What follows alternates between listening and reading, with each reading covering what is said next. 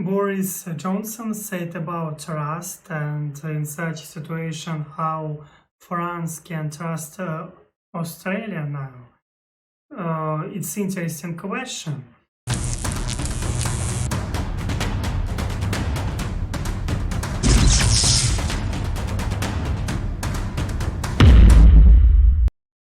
Hello, my dear friends. Hello, my name is Alex and I study English. And today I want to watch with you another video. This video about new alliance between UK, USA and Australia. And this alliance is named AUKUS, if I can read correctly.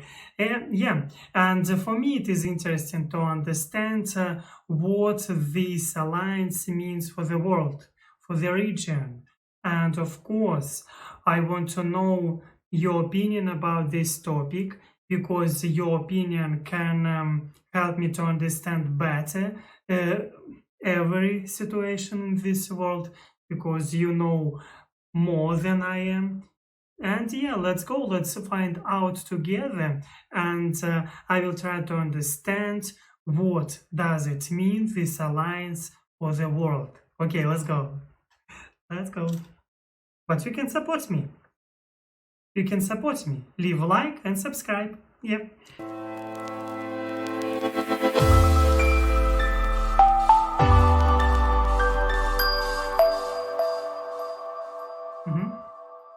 This video is brought to you by the TLDR socials. Follow us on Instagram and Twitter for coverage of stories just like this, earlier and as they happen, as well as explainers that never make it to YouTube. The link is in the description. Wednesday night saw a relatively unprecedented event. At 10 PM UK time, US President Joe Biden, UK Prime Minister Boris Johnson and Australian PM Scott Morrison held a joint, albeit virtual, press conference to announce a trilateral security pact.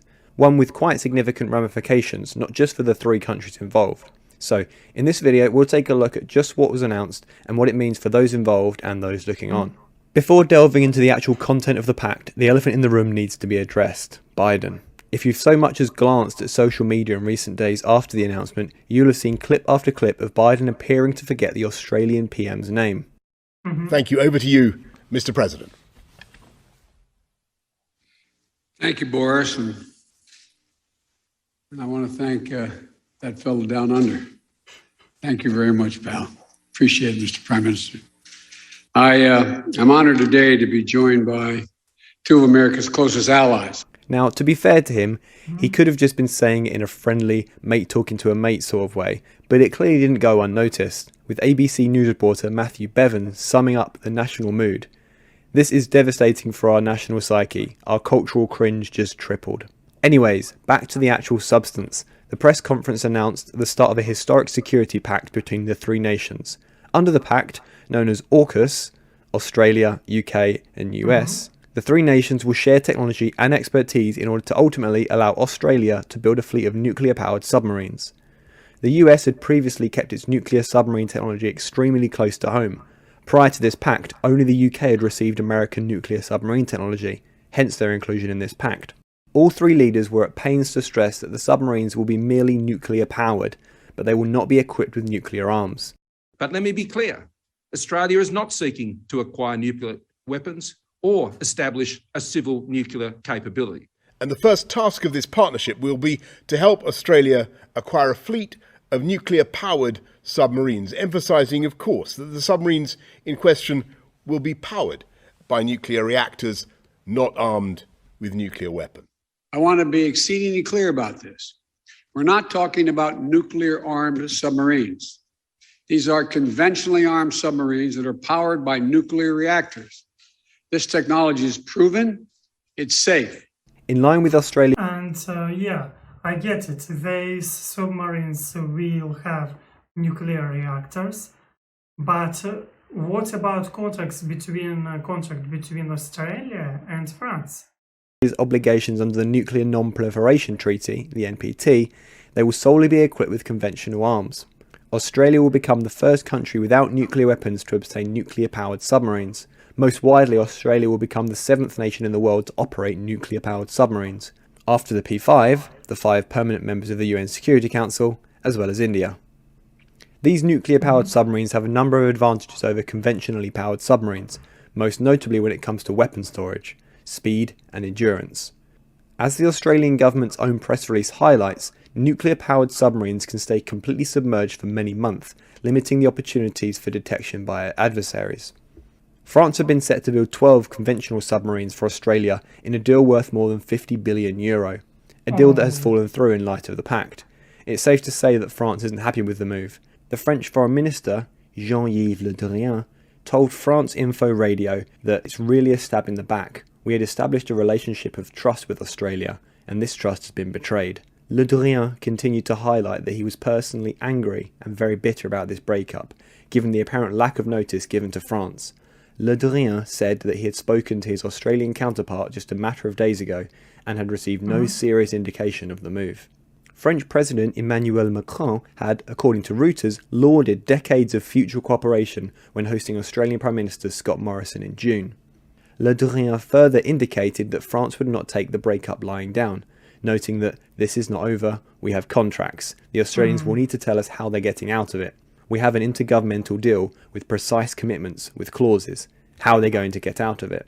While the exact contract is not in the public domain, the Australian National Audit Office has already stated that the agreement contains rights, remedies and incentives, including protections, control gates, and establishes contractual off-ramps. In plain speak, they're within their rights to call it quits. That being said, in 2019, ABC managed to get their hands on parts of the agreement, the parts that specified the required break payments if Australia decided to withdraw from the agreement. According to ABC, if Australia decided not to proceed further after the naval group, the French company tasked with the project, had completed the basic design, it would be liable for a $140 million break payment.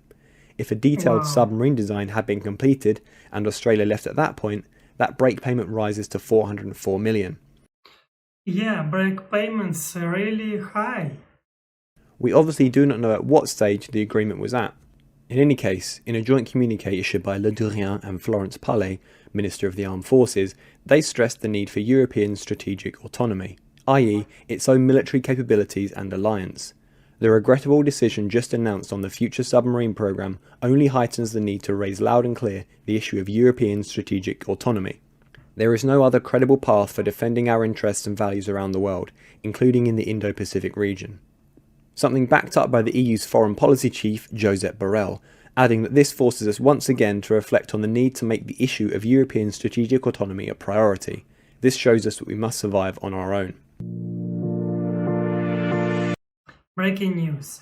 Oh, I've heard about such news, this news, about what France has recalled their ambassadors from US, Australia and UK, but not the UK.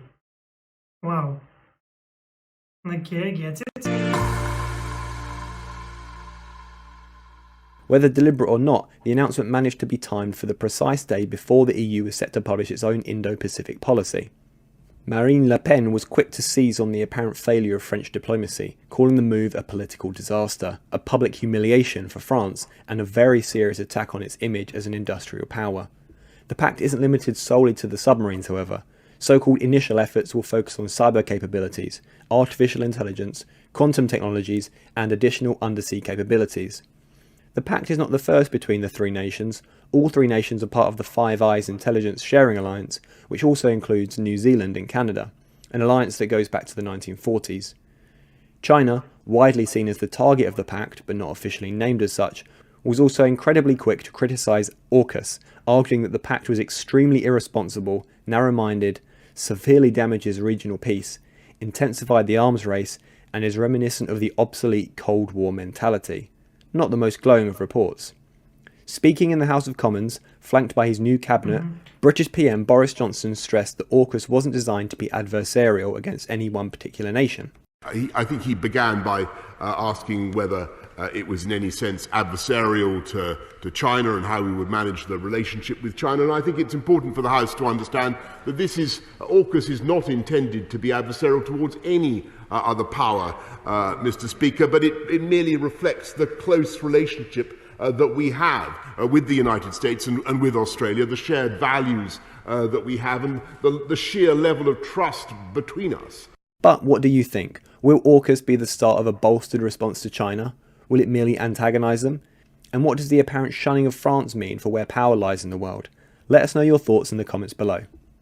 And of course, be sure to subscribe and hit the bell icon to be notified whenever Boris Johnson said about trust, and in such a situation how France can trust Australia now.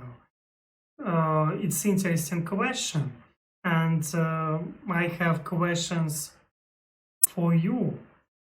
What do you think about this situation? What we see right now in front of our eyes, it is very important situation. It can change power in the world and in the region, especially in the Pacific region. Yeah, and of course, I will be glad to know what do you think about this, and you can support me. My purpose it is speaking English fluently. You can leave like and subscribe, and also see you next time.